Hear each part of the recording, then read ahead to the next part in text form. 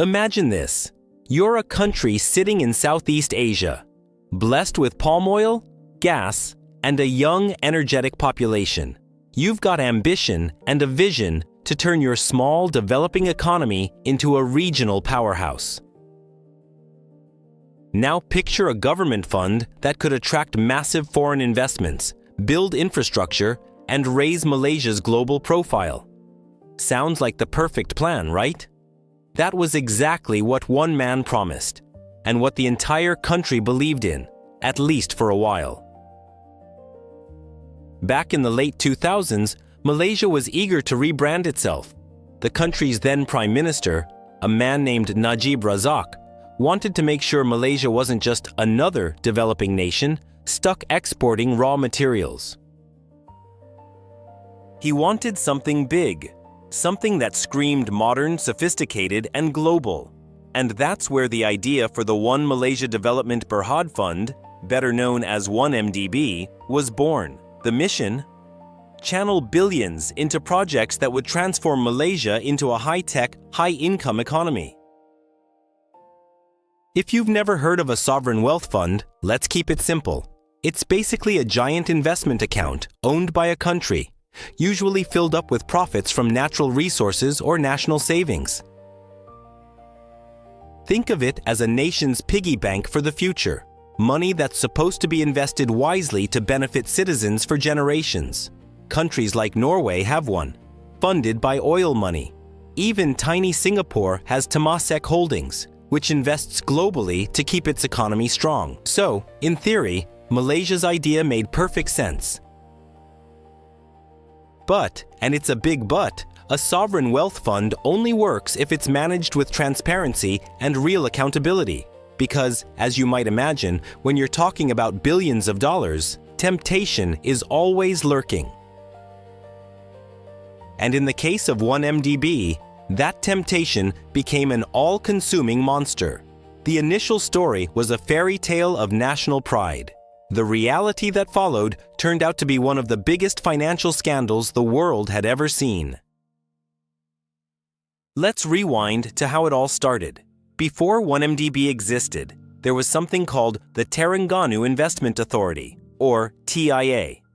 It was set up to manage oil revenues for the Malaysian state of Terengganu. The idea being to make sure the profits from natural resources benefited not just the current generation, but the next. Sounds familiar, right? But then politics got involved. Najib Razak, who became prime minister around that time, saw an opportunity to take that concept national. Within a year, TIA was rebranded as 1MDB, a federal fund no longer under the state's control. Now, here's where things get spicy. The fund's stated goal was perfectly noble: attract foreign investment, fund joint ventures, and develop key sectors like energy, real estate, and tourism. Think of huge skyscraper projects, power plants, and smart cities. The pitch was irresistible. Malaysia would show the world it was ready to play in the big leagues. International banks jumped aboard, and global investors wanted in. But here's the catch. Few people really understood how 1MDB was being run or where the money was actually going. And that's always a red flag, right? You see, when a fund deals with billions and operates in secrecy, you don't need to be Sherlock Holmes to suspect that not everything adds up. Let's zoom in for a second on structure. Unlike Norway's transparent wealth fund, which publicly lists its holdings, 1MDB was directly managed by the Prime Minister's office. That gave Najib extraordinary control over how the money moved and who got to handle it. No independent oversight, no parliamentary checks, nothing. The perfect recipe for disaster. To build credibility, 1MDB started announcing flashy partnerships with Middle Eastern investors, international banks, and even Hollywood figures down the road. At first, it worked. The fund raised billions through bonds issued by top-tier global banks. These banks vouched for 1MDB's credibility. The government proudly showcased these deals as proof that Malaysia had arrived on the global financial stage. But there was one small nagging question few dared to ask publicly. How exactly was all this debt going to be repaid? Debt, by the way, is not necessarily bad. Countries use it all the time to fund development. But when a sovereign fund piles on debt for vague projects, it's like swiping your credit card for things you can't quite explain. That's when alarm bells should start ringing. For 1MDB, the numbers were staggering. The fund borrowed billions, and yet many of its projects either never materialized or were massively overvalued. And as you'll soon see, a lot of that money quietly started to vanish. During those early years, everyone, from local politicians to foreign bankers, seemed to buy into the story. The idea of 1MDB made Malaysians proud. It symbolized progress, ambition, and modernization. Billboards displayed smiling families against futuristic skylines, all funded by national growth investment. But behind those glossy PR campaigns was a grim reality. 1MDB had become a black box with only a handful of people knowing what was really happening inside. And that's where a mysterious figure begins to emerge. A certain man named Jho, better known as Jho Low. He wasn't a politician, not officially anyway, but he was everywhere, sipping champagne at celebrity parties, buying art, and hanging out with Hollywood stars. So what was this guy doing near Malaysia's sovereign fund? That's the question even insiders began asking, because once his name appeared connected to the fund's money flows, the story took a dramatic turn.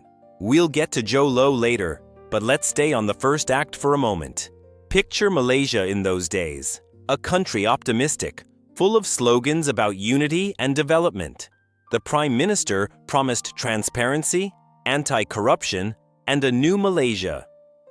The irony is painful in hindsight. The very fund meant to symbolize clean governance became the ultimate symbol of political and financial corruption. Sometimes, the brighter the promise, the darker the shadow it hides. What makes the 1MDB saga so compelling is how ridiculously global it became. This wasn't just a national scandal. It roped in some of the world's most powerful financial institutions. It's almost cinematic, Malaysia's version of a blockbuster about greed and ambition, but without a happy ending. And of course, speaking of blockbusters, part of that stolen money would literally end up financing real movies. But that's for later. The key moment that marked the turning point came when journalists and analysts started piecing together inconsistencies in 1MDB's financial statements. Where were the returns? What exactly had been invested? Why were there so many offshore accounts in places like the Cayman Islands? The fund kept publishing glossy reports, full of buzzwords like economic transformation and strategic partnerships. But behind the scenes, it was all smoke and mirrors. And the truth was leaking, slowly but surely. For regular Malaysians, this was heartbreaking. Many genuinely believed in the dream. The promise that this fund would bring jobs, boost local businesses, and improve national pride. Instead, what they got was rising national debt and falling trust in government institutions. And once the scandal broke out, the anger was monumental. Malaysians realized that the so-called national treasure had been turned into a private playground for the elite. But let's pause for a second and ask the key question. How does something like this happen in the first place? We're not talking about a small sum gone missing. We're talking billions of dollars, entire national budgets, vanishing under global regulatory radar. The short answer is complexity and complacency. When you combine political power, opaque financial structures, and global networks of shell companies, money can simply disappear into cyberspace. And no one asks too many questions, especially when everyone involved is benefiting. Now you might think something like this is rare, an exception. But honestly, it's more common than you would believe. Financial scandals share one common trait. They always start with a noble cause. From Enron to Wirecard, the story begins with good intentions, full of jargon about innovation and progress. Then greed enters the room, followed by denial, and finally, collapse. The cycle is eerily predictable, and 1MDB was no exception. By the early 2010s, cracks started to appear. Some small media outlets began reporting irregularities, but the Malaysian government pushed back hard, calling it politically motivated. The official narrative remained. 1MDB is a national success story. Yet, the numbers didn't lie. And neither did the leaked documents that started to show up in journalist inboxes. Suddenly, whispers turned into headlines, and headlines turned into global investigations. When you step back, 1MDB wasn't just a financial flop. It became a mirror reflecting deeper systemic problems, weak oversight, concentration of power, and the willingness of global financial institutions to prioritize profit over ethics. It's uncomfortable, right? Because that means the scandal wasn't only about a few corrupt politicians. It was a global ecosystem that made their actions possible. The tragedy of 1MDB is that, on paper, it could have worked. Malaysia genuinely needed a vehicle for foreign investment to diversify its economy beyond oil and manufacturing. A well-managed sovereign fund could have been transformative. But as history shows, systems fail when trust fails. And once corruption breaches the gates, even the most beautiful blueprint can collapse into ruins. The 1MDB story is the perfect example. At the end of the day, this first chapter isn't just about a country's missed opportunity. It's about how power and money, when left unchecked, corrupt even the most promising ideas. What started as Malaysia's golden dream turned into one of the world's darkest financial nightmares. And to understand just how deep that rabbit hole goes, we need to meet the players, the men who steered that dream straight into chaos. Because as you'll see next, every grand scheme needs its masterminds, its enablers, and its invisible hands pulling the strings. Jason, tipo, capítulo, número 2, titulo, the players, politicians, bankers, and the mysterious Jho Low. Texto, subtitulo, the players, politicians, bankers, and the mysterious Jho Low. Contenido. Every great scandal needs its cast of characters, right? And in the 1MDB story, the lineup reads like a thriller novel. Ambitious politicians, eager bankers, and one mysterious businessman who somehow orchestrated the whole thing from the shadows. Let's meet the players who turned Malaysia's national fund into their personal cash machine. Because understanding who did what is crucial to figuring out how billions disappeared while the world watched. First up, we have Najib Razak, Malaysia's 6th Prime Minister. Born into political royalty, his father was Malaysia's 2nd Prime Minister. Najib seemed destined for power. Educated at elite schools in Malaysia and Britain, he climbed the political ladder methodically, holding various ministerial positions before finally becoming Prime Minister in 2009. By all accounts, he was smooth, charismatic, and knew how to play the game. He inherited a country hungry for development and promised to deliver exactly that. Najib's rise coincided with Malaysia's desire to modernize and compete globally. He launched campaigns about transformation and national unity, and 1MDB was supposed to be his crown jewel. But here's the thing about power. It can corrupt even the most polished politicians. And Najib had something few leaders enjoy: direct control over a multi-billion-dollar fund with zero independent oversight. That kind of power is intoxicating. And as you'll see, he couldn't resist the temptation that came with it. Now let's talk about someone who many people believe was the real puppet master behind the curtain: Jho Low. If Najib was the face of 1MDB, Jho Low was the invisible hand moving the money.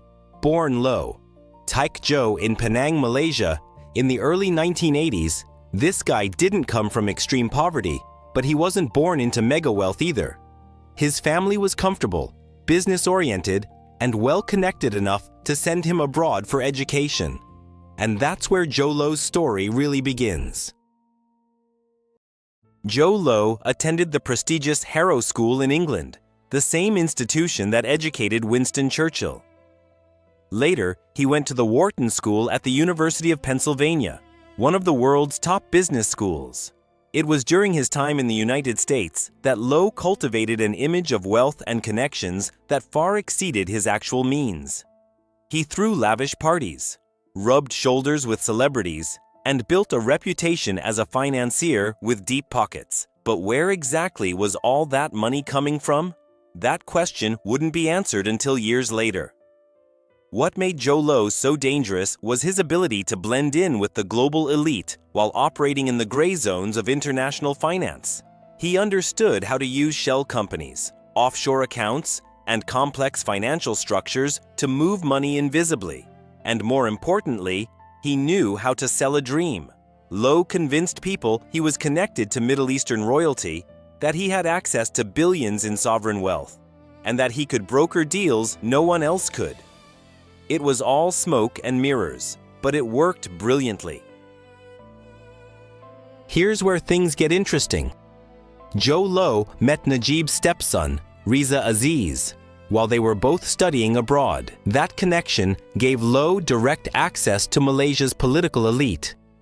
Through Riza, Low eventually got close to Najib himself, positioning himself as a trusted advisor and fixer who could bring in foreign investments. And Najib, eager to make 1MDB a success, gave Low unprecedented influence over the fund's operations. This was the moment the heist truly began. But Jho Low didn't work alone. He needed accomplices within the global banking system, people who could move massive sums without asking too many questions. Enter Goldman Sachs, one of the most prestigious investment banks in the world.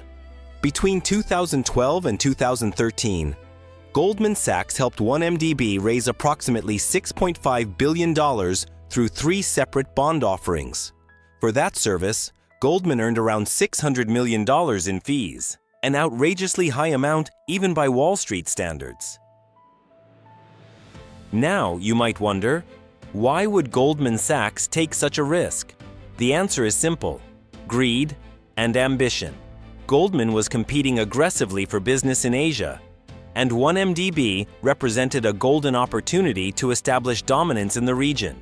The fees were too lucrative to pass up, and the bank's executives apparently didn't look too closely at where the money was actually going. Or maybe they did look and just didn't care. Either way, their involvement gave 1MDB the credibility it needed to operate on a global scale. One Goldman banker in particular played a starring role: Tim Leissner. This guy was Goldman's Southeast Asia chairman and the main point person for the 1MDB deals. Leissner had built his career on cultivating relationships with wealthy clients and closing big transactions. He was charming, persuasive, and willing to bend rules to get deals done. And in the case of 1MDB, he allegedly helped Jho Low siphon off billions by creating fake documents and misleading Goldman's own compliance teams. Leissner's involvement is a perfect example of how institutional corruption works. It's not always about one evil mastermind.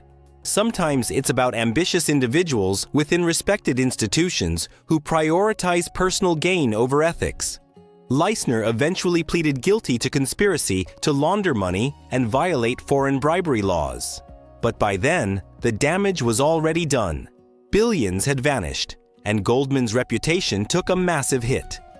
Besides Goldman Sachs, other major banks got involved too. Swiss banks like BSI and Falcon Private Bank helped move money through their accounts, often ignoring red flags that should have triggered investigations. These banks catered to ultra-wealthy clients and prided themselves on discretion. But discretion became complicity when they allowed suspicious transactions to flow through their systems without proper scrutiny. Several bankers at these institutions were later charged and convicted for their roles in the scandal. Let's not forget the auditors. PricewaterhouseCoopers, or PwC, was 1MDB's official auditor for several years. Their job was to verify that the fund's financial statements were accurate and that the money was being used appropriately. But they failed spectacularly. Either they missed the warning signs or they chose to ignore them. Eventually, PwC resigned from the account, citing concerns about the reliability of information provided by 1MDB. But that resignation came far too late to prevent the damage. Now, here's a question you're probably asking. Where were the regulators? Isn't someone supposed to be watching? Technically, yes. Malaysia's central bank and financial regulators should have been monitoring 1MDB closely. But political pressure and institutional weakness allowed the fund to operate with minimal oversight.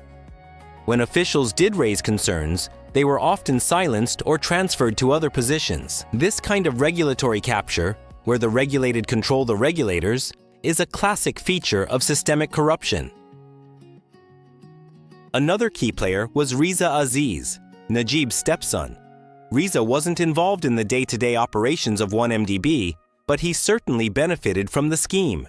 Using money allegedly diverted from the fund, Riza co-founded Red Granite Pictures, a Hollywood production company. Red Granite went on to produce major films, including The Wolf of Wall Street, starring Leonardo DiCaprio. Yes, you read that right. A movie about financial fraud was partially funded by actual stolen money. The irony is almost too perfect. Riza's involvement shows how the stolen funds didn't just sit in bank accounts. They were laundered through legitimate businesses, real estate, art, and entertainment. This strategy made the money harder to trace and gave the appearance of legit wealth. Riza lived the Hollywood dream, attending premieres and partying with A-list celebrities, all funded by money that should have been building schools and hospitals in Malaysia. The whole thing was grotesque. Then there's Rosma Mansour, Najib's wife, who became a symbol of the scandal's excess.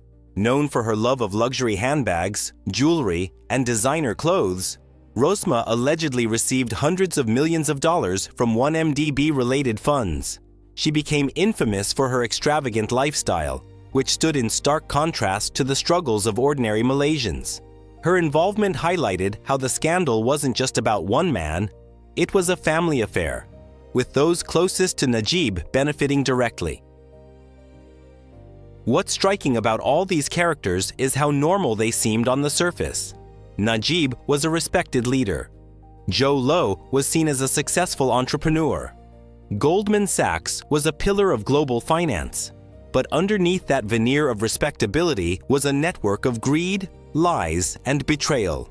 It's a reminder that corruption rarely announces itself with villainous monologues. It usually wears a suit, speaks politely, and hides behind legitimate institutions. One of the most disturbing aspects of the 1MDB scandal is how many people knew something was wrong but stayed silent. Bankers who processed suspicious transactions, auditors who signed off on dubious statements, government officials who looked the other way, they all played a part. This wasn't a one-man operation. It was a collective failure of ethics and accountability across multiple institutions and countries. Jho Low, by the way, remains a fugitive to this day. He's believed to be hiding somewhere in China, beyond the reach of international authorities. Despite arrest warrants and Interpol red notices, he continues to evade justice. His ability to disappear so effectively speaks to the resources and connections he built during the years of looting 1MDB. It's frustrating, right? The main architect of the scheme is still out there, living comfortably while his victims suffer the consequences. Najib, on the other hand, wasn't so lucky. In 2020, he was convicted on multiple counts of abuse of power, money laundering, and criminal breach of trust. He was sentenced to 12 years in prison and ordered to pay a massive fine. The conviction was historic, the first time a former Malaysian prime minister faced criminal charges and was imprisoned. For many Malaysians, it was a moment of vindication, proof that no one is above the law. But even with Najib behind bars and some bankers convicted, the full story of 1MDB is far from over. Many questions remain unanswered. How much money is still missing? Who else was involved? And perhaps most importantly, how did so many supposedly sophisticated institutions fail so spectacularly? The players we've discussed were key, but they operated within a system that made the heist possible. Understanding that system is what we'll explore next. Palabras, approximately 1450. Completado. True order. Okay, so now that you know the main players, let's talk about the most unbelievable part of this whole saga, how the actual heist happened. You might think stealing billions from a sovereign fund would require some kind of Hollywood-level hacking operation or secret agents sneaking around in the dark. But here's the crazy thing. Most of the money in the 1MDB scandal vanished in broad daylight through perfectly legal-looking transactions. No smoke bombs, no spy missions. Just very clever manipulation of paperwork and global finance. To understand the heist, you need to grasp one thing. These guys didn't just move money, they moved stories. They crafted narratives that made every transfer seem legitimate. The transactions were wrapped in layers of corporate jargon, partnerships, joint ventures, investment vehicles, you name it. And since the fund was promoted as a national project led by the Prime Minister himself, banks, auditors, and investors rarely questioned them. After all, who would dare accuse a sitting government of laundering its own money?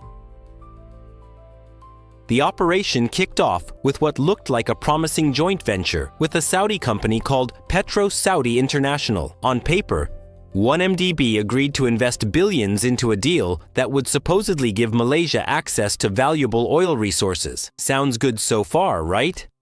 But the truth was that Petro Saudi wasn't bringing much to the table. In fact, they barely had assets to justify such a large partnership. Yet, 1MDB went ahead and transferred around $1 billion for this shiny new venture.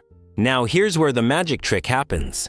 Of that $1 billion, roughly $700 million didn't go to the joint venture at all. Instead, it was siphoned to a completely different account controlled by, you guessed it, Jho Low. The money landed in a shell company with a name almost identical to Petro Saudi's, designed precisely to confuse regulators. That was step one. Weaponize complexity. Make the paperwork so messy and convincing that no one could untangle it without months of forensic investigation. The Petro Saudi deal set the blueprint for what would come next. Low and his associates realized the formula worked. Create grand partnerships with foreign entities, justify massive transfers, then move the money offshore into private accounts. Each new deal used multiple layers of shell companies scattered across places like the British Virgin Islands, Seychelles, and the Cayman Islands. These offshore jurisdictions, famous for their secrecy, helped hide ownership and made it nearly impossible to trace the funds. But this wasn't just a local trick. 1MDB's transactions moved through some of the world's biggest banks, names like JP Morgan, Deutsche Bank, and BSI. And here's the uncomfortable truth. Those banks had systems designed to flag exactly these types of suspicious transfers. But because those transactions were connected to a sovereign fund backed by the Prime Minister, compliance officers either ignored the warnings or overrode them. You can almost imagine the thinking.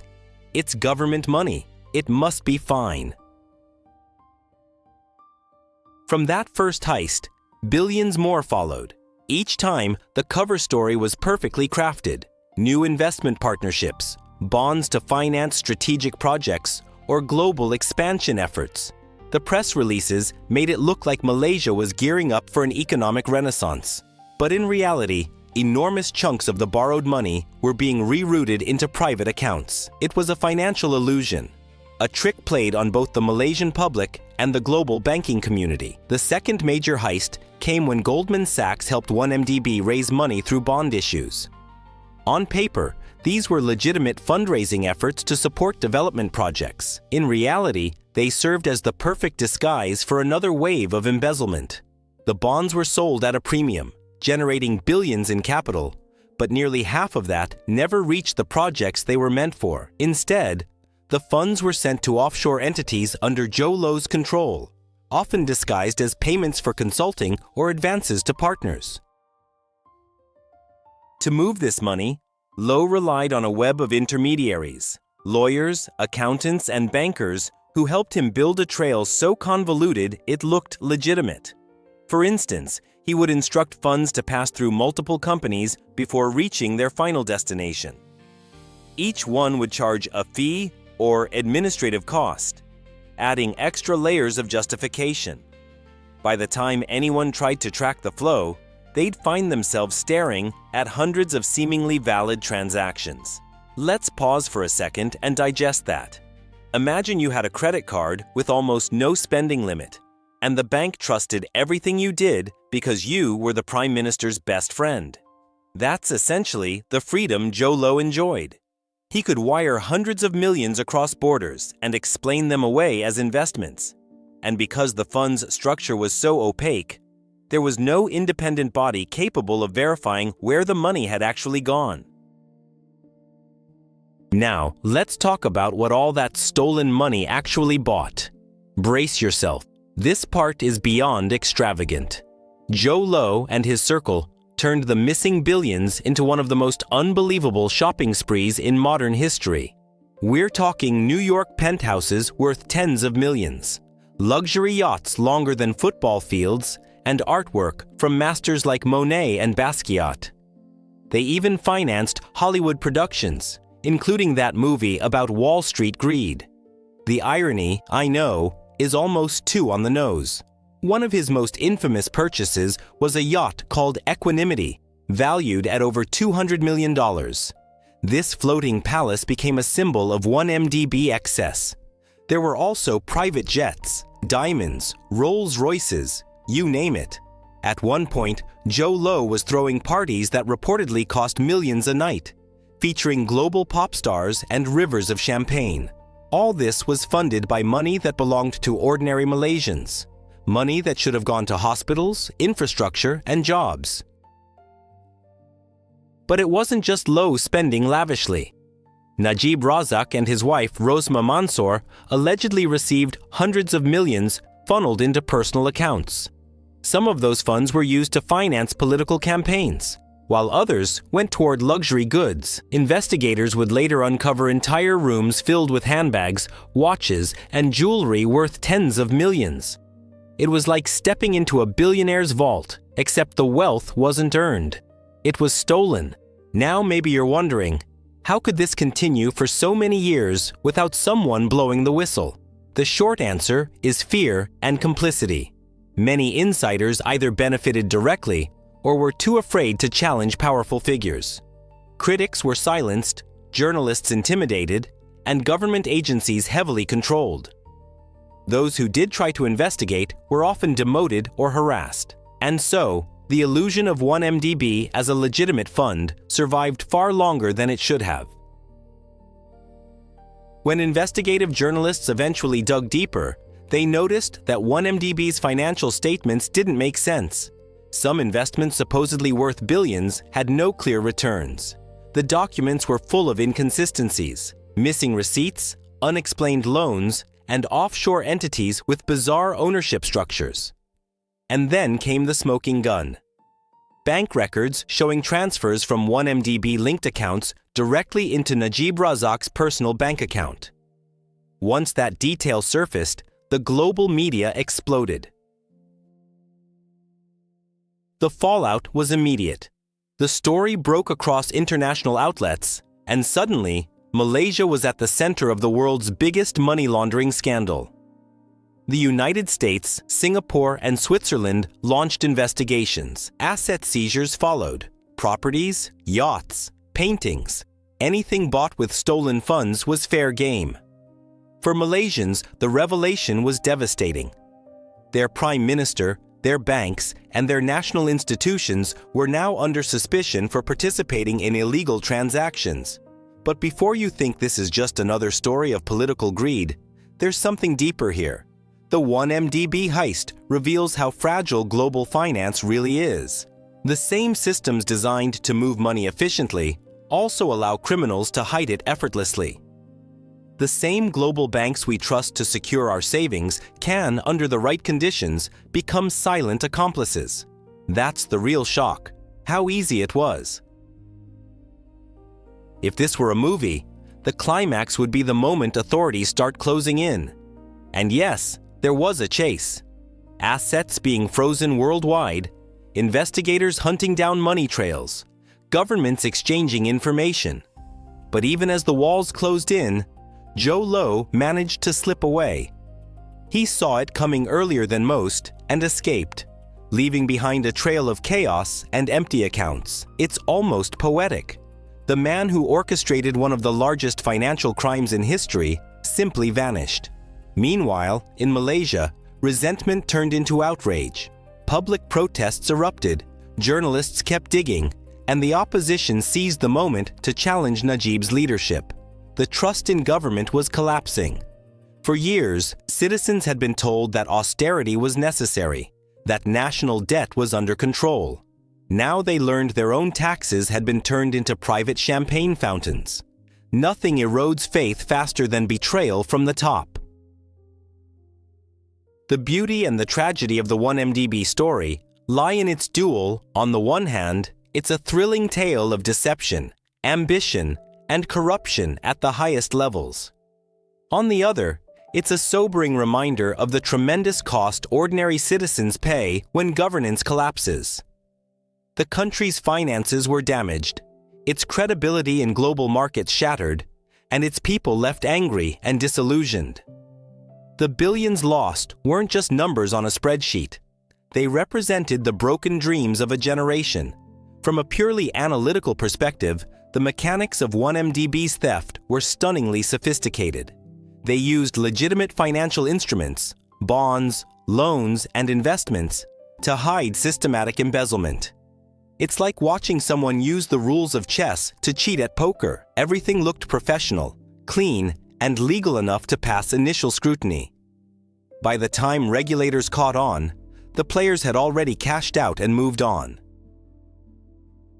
In retrospect, 1MDB became more than a scandal. It became a mirror reflecting the dark side of globalization, how interconnected financial systems can amplify corruption instead of preventing it. When you combine political power, private greed, and cross-border finance, you get a system nearly impossible to police. That's why the 1MDB saga matters not just for Malaysians, but for the world. It shows that no country, however small, operates in isolation anymore. So, where did all the stolen money finally end up? Some of it has been recovered through legal actions and asset seizures. But experts say a large portion remains unaccounted for, scattered across secret accounts and investments under false names. The trail has grown cold in many places, and that's the cruel truth of modern financial crime. Recovery is almost never complete. It's like trying to collect sand after it's been scattered in the wind. Looking back, it's tempting to see this as a single act of greed. But 1MDB was more than a theft. It was a system built to extract wealth under the guise of national development. Jho Low and Najib didn't just take advantage of weak institutions, they engineered them to serve their goals. And they nearly got away with it. But every empire built on lies eventually collapses, and 1MDB was no exception. In the next chapter, we'll dive into what happened once the truth started to unravel. The investigations, the arrests, and the global pursuit of justice. Because once the lights came on, everyone from Hollywood to Wall Street had something to explain. Imagine waking up one morning to find your country's name plastered across global headlines. Not for innovation, not for progress, but for one of the biggest financial scandals in history. That's exactly what happened to Malaysia when the 1MDB story exploded into the open. For years, the operations had remained hidden behind fancy suits and forged documents.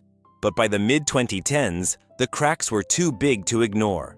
Journalists, opposition politicians, and even foreign investigators started connecting the dots, exposing the ugly truth behind Malaysia's billion-dollar dream. The first real break in the case came not from law enforcement, but from journalists. Several investigative reporters began piecing together suspicious financial flows, following the money trail through leaked documents, flight manifests, and even luxury property purchases. It started small, whispers of something fishy in the national accounts, but soon escalated into front-page scoops revealing billions missing. You know the saying, where there's smoke, there's fire? Well, This was an inferno waiting to be uncovered. Among those brave enough to speak out were whistleblowers from within Malaysia's own financial sector. Some had worked for banks handling 1MDB money and noticed transactions that made no sense.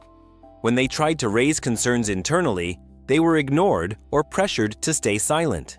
So they turned to the press instead, leaking documents that detailed the inner mechanics of how money was being diverted into private accounts.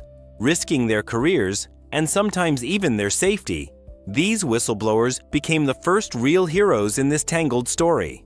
Meanwhile, international authorities began to pay attention. Remember, the money didn't just stay in Malaysia. It flowed through banks in New York, Zurich, London, and Singapore. That made it a global issue. The United States Department of Justice launched an investigation through its Kleptocracy Asset Recovery Initiative, a program specifically designed to seize assets acquired through corruption. When the DOJ got involved, you knew things were about to get serious. The FBI traced the flow of funds through multiple offshore accounts, revealing that approximately $4.5 billion had been stolen from 1MDB between 2009 and 2015. That's right, billions with a B. This money wasn't just sitting in one place. It was spread across a complex web of companies and trusts. The FBI also identified over $1 billion worth of luxury assets purchased with stolen funds, from Beverly Hills mansions to artwork by Picasso. It was like uncovering the shopping list of corruption itself. At the same time, Singapore's authorities launched their own crackdown. Given that Singapore is a major global financial hub, many of 1MDB's transactions had passed through its banking system. Regulators there shut down multiple banks for failing to prevent money laundering related to the scheme. Several bankers were arrested and charged. For a city-state renowned for its pristine reputation, the scandal was a wake-up call. It showed that even the cleanest systems could be stained by global corruption if vigilance slips for just a second. Switzerland also jumped in, investigating financial institutions suspected of facilitating money movements connected to 1MDB.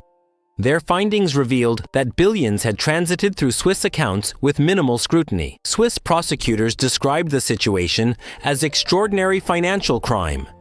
And you can bet they were right. The scandal turned into a masterclass in how money can move globally faster than accountability can catch up. Back in Malaysia, Najib Razak initially denied everything.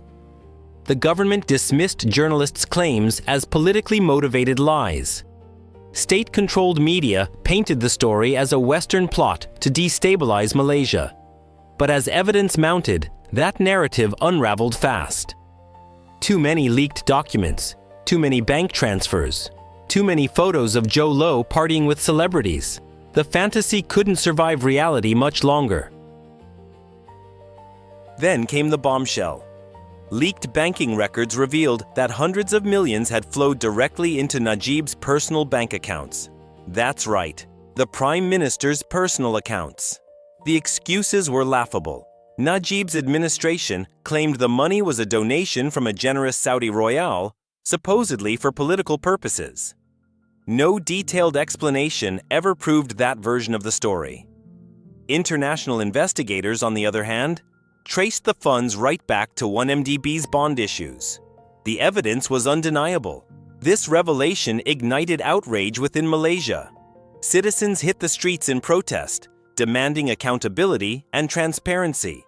The opposition used the scandal as the centerpiece of its campaign, accusing Najib and his party, UMNO, of orchestrating a national robbery. Social media exploded with anger, memes, and calls for justice. For a country long used to controlled political narratives, the people's fury was something new and unstoppable. And remember Jho Low? He had already vanished. The man behind much of the financial engineering disappeared long before the heat reached its peak. Reports placed him in various countries, often protected by networks of influence and discreet travel arrangements. He turned into a ghost of global finance, visible only through the assets and lawsuits piling up in his absence. Authorities issued warrants, Interpol sent red notices, but Low remained untouchable. The DOJ began seizing assets linked to 1MDB worldwide. They confiscated properties in New York and Los Angeles, a bombardier jet, a luxury yacht, and even artwork. In total, American authorities sought to recover over $1.7 billion in stolen assets, the largest single action under their anti-corruption program. These seizures weren't just symbolic. They were proof that dirty money could be found, tracked, and reclaimed, even if not all of it would ever be recovered. Goldman Sachs, for its part, faced massive legal consequences. Prosecutors accused the bank of misleading investors and failing to prevent the theft of 1MDB funds. Eventually, Goldman agreed to pay billions in fines to settle charges across multiple countries. The scandal became a black mark in the bank's history, serving as a brutal reminder of what happens when profit blinds judgment. For many on Wall Street, the message was clear. Compliance failures can destroy reputations in a heartbeat. As authorities closed in, Najib's grip on power weakened. The overwhelming evidence shattered his political immunity. Opposition parties capitalized on public anger, mobilizing a historic election campaign built around one rallying cry: "Clean up Malaysia." And in 2018, against all odds, Malaysians voted Najib out of power. It was a seismic political shift, ending his party's 6-decade-long rule and marking a new chapter in the nation's history. After his defeat, Najib faced trial. The courtroom scenes were surreal. The former prime minister, once one of the most powerful men in Asia, now sat in the defendant's chair. The prosecution presented a mountain of evidence: bank statements, witness testimonies, and financial records, all painting a damning picture. Najib continued to insist on his innocence, blaming others, including Jho Low, for the fraud. But the truth was clear as day. He was deeply complicit in the theft and its cover-up. In 2020, Najib was convicted of abuse of power, money laundering, and breach of trust. Sentenced to 12 years in prison and ordered to pay a hefty fine, Najib became the first Malaysian leader jailed for corruption. The verdict sent shockwaves across the region. Some saw it as justice finally served, others as merely the beginning of a long road toward accountability. For ordinary Malaysians, it was bittersweet, a sense of closure mixed with despair over how deeply corruption had infected their nation. But the story didn't stop with Najib. His conviction triggered a ripple effect through global financial networks. Countries began tightening regulations and re-evaluating their oversight systems. The scandal prompted new discussions about money laundering controls, beneficial ownership transparency, and offshore banking reforms. It forced a conversation that was long overdue. How could a global system supposedly built on trust enable such monumental theft? Meanwhile, whistleblowers such as Xavier Justo, a key figure who leaked crucial internal documents, became national heroes. Their courage helped expose powerful people who thought they were untouchable. Yet, these individuals paid a price. Many faced intimidation, legal threats, or exile. It highlights the uncomfortable truth. Speaking the truth to power often carries personal risk. But without them, 1MDB might still be an untold story, buried under spreadsheets and official lies. These investigations also expose the role of global enablers, lawyers, accountants, and consultants who looked the other way for fat fees. They knew the money didn't smell right, but as long as the checks cleared, they stayed quiet. One investigation even revealed that some auditing employees deleted records under pressure. This layer of complicity runs deep, showing that white-collar crime thrives not just on greed, but also on silence. Government responses worldwide reflected both outrage and embarrassment. Officials promised tougher anti-money laundering laws and more international cooperation. Agencies in the United States, the United Kingdom, and Switzerland began sharing data more openly to trace criminal finance. But as the investigations dragged on, one pattern became clear. Recovering stolen assets is a painstaking process, one that can take decades. The global financial system may move money in seconds, but justice moves painfully slow. In Malaysia, the scandal transformed politics itself. The Barisan National Coalition, which had dominated the country since independence, was humiliated. Citizens demanded transparency from all public institutions. The new government pledged reforms, from improving public procurement rules to ensuring parliamentary oversight of national funds. For a while, optimism bloomed. Maybe this time, the country had learned its lesson. Still, cynicism persisted.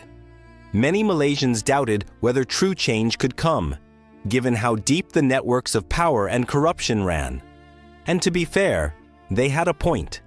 Several figures tied to the scandal managed to escape prosecution or struck plea deals that felt too lenient. Some even resurfaced years later in new business ventures, proving that justice in white-collar crime is rarely as clean as it should be. The 1MDB fallout became a case study for international regulators. It demonstrated that corruption is not confined within national borders. It's globalized. When money travels faster than oversight, crooks exploit the gaps, and the only real antidote is transparency, backed by coordinated enforcement. That's the uncomfortable lesson this scandal forced everyone, from bankers to bureaucrats, to confront. So, in the end, what did the world learn from 1MDB? That even a sophisticated global system can be gamed by those who understand it too well. That trust, without accountability, is an open invitation to theft. And that justice, while slow, can still catch up, even if the price paid by citizens is enormous. The story of the investigations is one of persistence, courage, and the relentless pursuit of truth. But we're not done yet. In the next chapter, we'll turn the spotlight onto the other actors of this drama, the global banks, the auditors, and the watchdogs who were supposed to prevent all this. Because if 1MDB taught the world anything, it's that the guardians of the system can sometimes be its weakest link. All right, by now you've probably noticed a pattern. Massive corruption doesn't happen in isolation. It needs a support network, institutions that look the other way, bankers that loosen the rules, and auditors who prefer silence over confrontation. The 1MDB scandal wasn't just a story about a few greedy politicians. It was also about the global financial system that enabled them. And here's the kicker. That system was perfectly legal on paper. Let's start with the banks. Big names like Goldman Sachs, Deutsche Bank, and JP Morgan are supposed to be the guardians of the financial system. They run compliance departments, design risk models, and demand hundreds of pages of paperwork before approving large transactions. But all those safeguards are worthless if the people who enforce them are told to keep their eyes shut. That's exactly what happened with 1MDB. The banks saw the signs: massive cash movements, fake joint ventures, and inconsistent explanations, but the checks kept getting approved. Goldman Sachs was at the heart of it all. Remember, they helped 1MDB raise around $6.5 billion in bonds. The fees they made, roughly $600 million, were astronomical, more than 10 times higher than what's considered normal. When you see profits like that, you'd expect extra caution, right? Wrong. The internal green lights kept flashing because everyone involved wanted a piece of that golden pie. Money blinds even the most sophisticated eyes. Some of Goldman's employees, particularly Tim Leissner and Roger Ong, played pivotal roles in smoothing these deals through. They misled internal compliance teams, falsified documentation, and presented Jho Low as an advisor instead of the key player he truly was. To the higher-ups, the deals looked profitable and politically safe. After all, the Malaysian Prime Minister was personally backing them. It's what banks call sovereign risk minimization, meaning if a government is involved, defaults are unlikely. Unfortunately, that kind of assumption can turn into complicity when the government itself becomes the problem. Other banks weren't innocent either. Swiss banks like BSI and Falcon Private Bank processed hundreds of millions for 1MDB accounts. Many of these transactions were flagged internally but dismissed without investigation. Compliance officers were pressured to classify them as low priority or politically exposed but safe. In hindsight, it's shocking how easily these institutions ignored their own rules.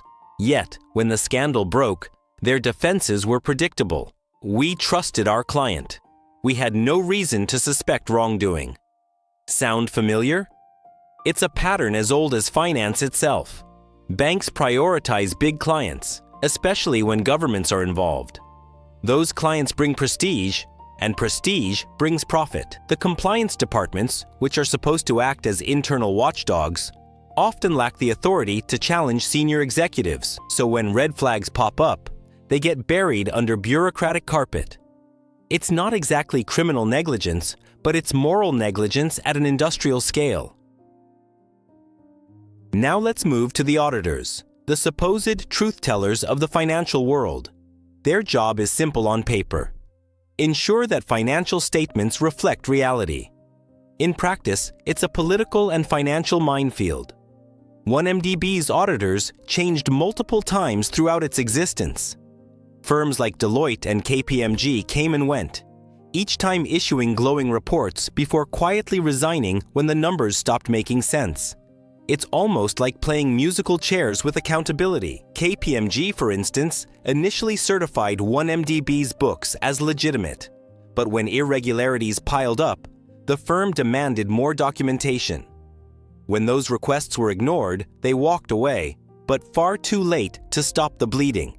Deloitte followed, signing off years of reports before also withdrawing. The problem wasn't technical incompetence, it was systemic cowardice. When auditors depend on the clients they are supposed to examine for their paychecks, independence becomes a polite illusion.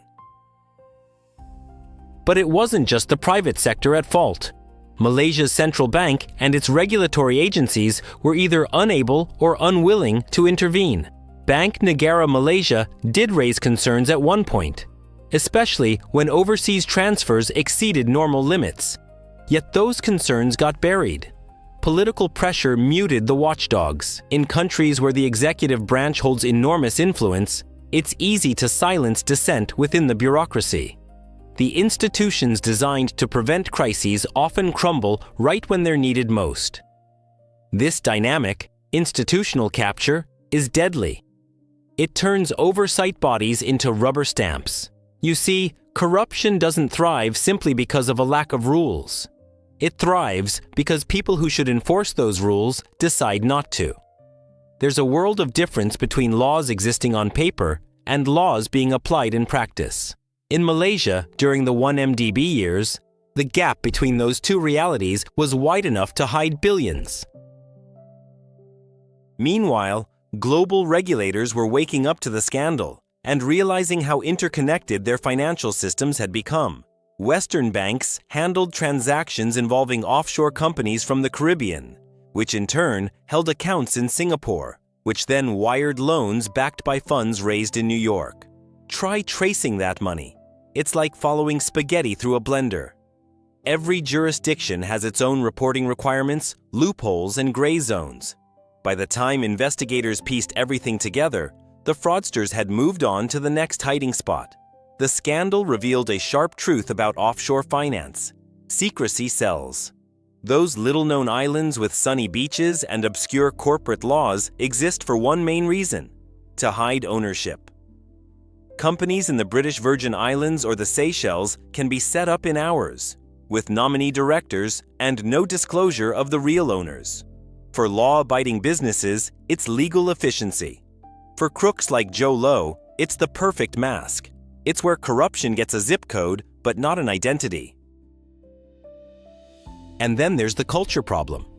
Many international banks operate under unspoken rules. The richer and more politically connected your client, the fewer questions you ask. Compliance becomes performative, a box-ticking exercise rather than a genuine check. These banks have anti-money laundering systems that can detect small-time fraud, but consistently fail at catching big league corruption. Why? Because major clients bring big profits, and no one wants to lose a billion-dollar account over technical concerns. When regulators began to impose fines after the 1MDB scandal, some lessons were learned, but many were not. Goldman Sachs paid billions in penalties, and several banks were forced to shut down regional operations. But ultimately, the fines were pocket change compared to the profits they'd already made. The individuals most responsible either retired comfortably or shifted into new roles elsewhere. In the world of global finance, accountability rarely scales upward.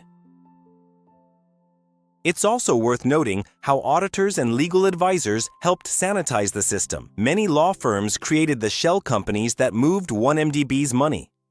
Their excuse? We followed client instructions and met local legal requirements.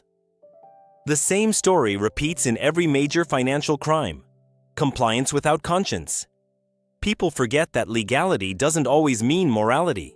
You can obey the letter of the law while completely violating its spirit. The aftermath forced a painful question upon policymakers. Who watches the watchers? If banks, auditors, and regulators all fail simultaneously, who's left to blow the whistle? In 1MDB's case, it was journalists, activists, and a few brave insiders. But it shouldn't have to be that way. Financial systems should have built-in checks strong enough to withstand political pressure. Yet the incentives are all wrong. Making profit is rewarded.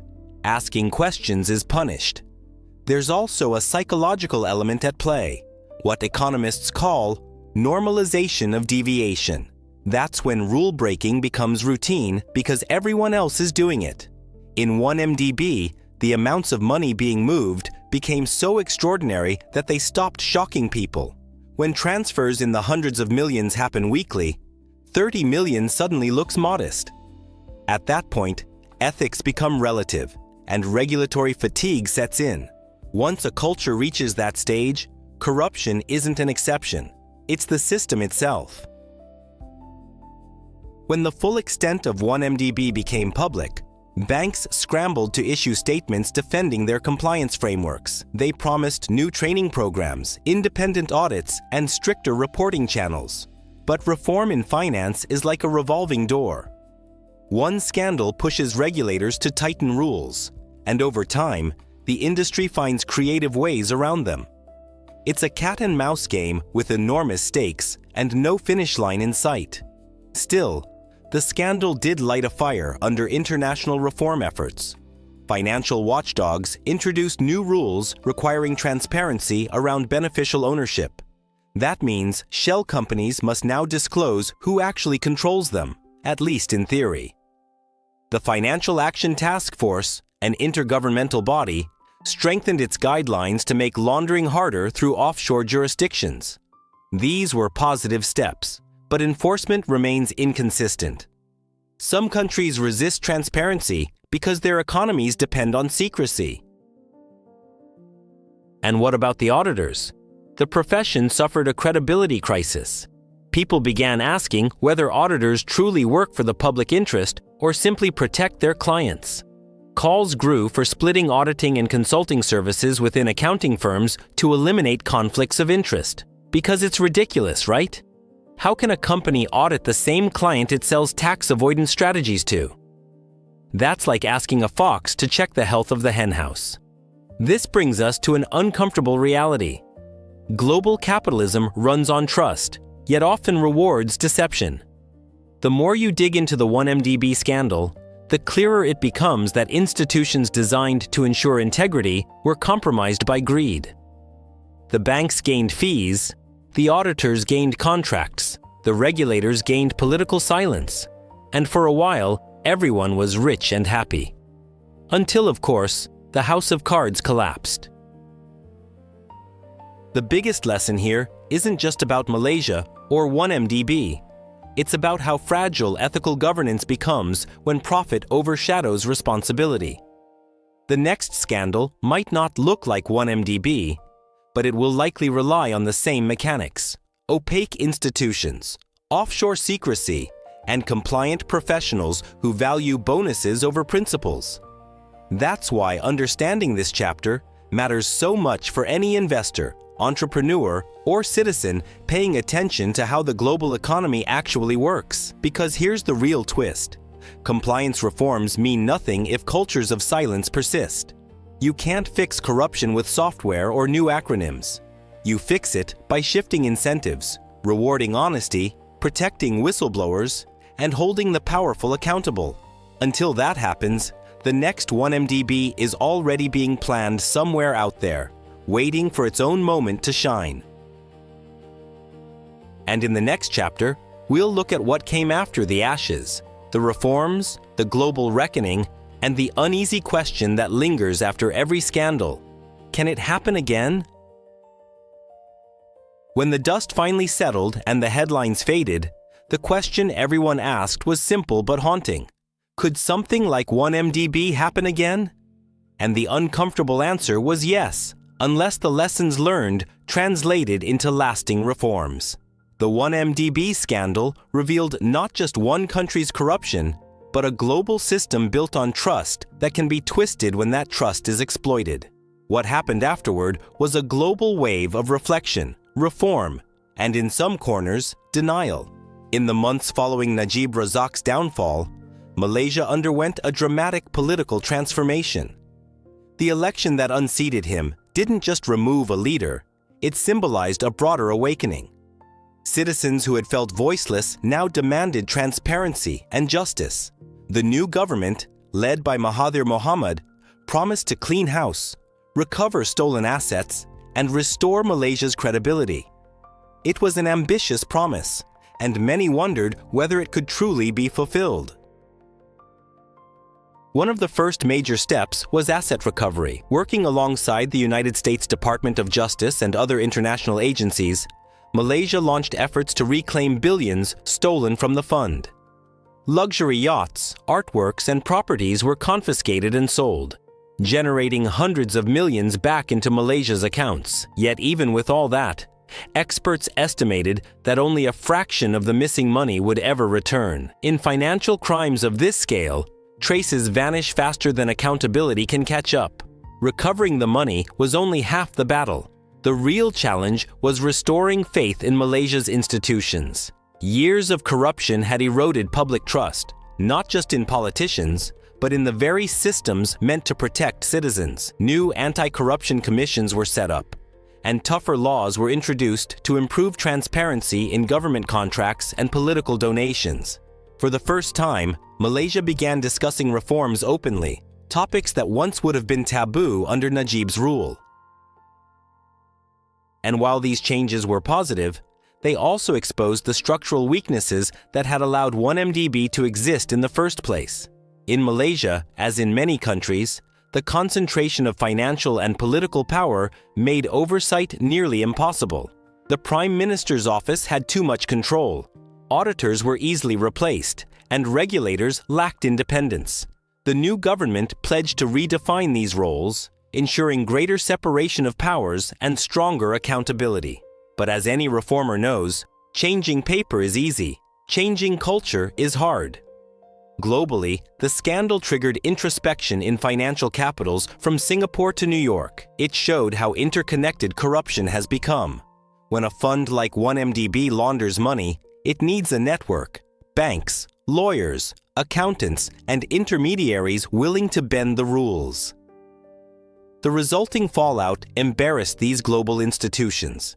Compliance departments strengthened their due diligence processes, and new international monitoring frameworks took shape. Suddenly, phrases like beneficial ownership transparency and anti-money laundering enforcement became boardroom priorities instead of checklist items. But despite these measures, loopholes still remain.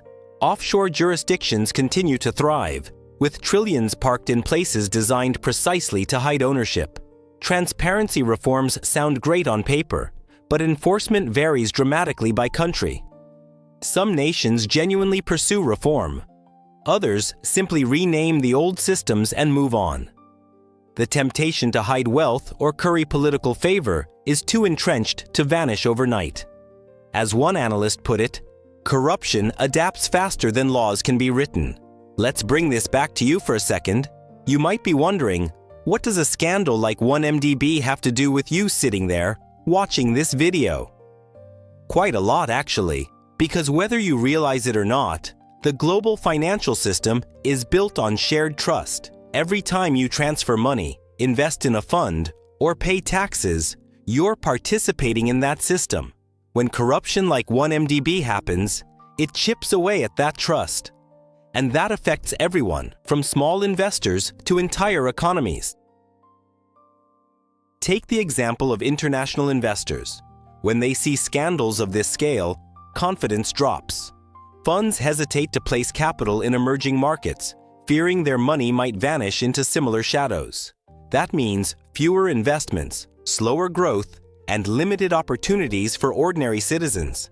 Corruption isn't just a moral issue, it's an economic one. It can delay infrastructure projects, inflate costs, and divert public resources into private hands. In other words, everyone pays, except the few who profit. For Malaysia, rebuilding investor faith required more than apologies. The country had to prove it was serious about reform.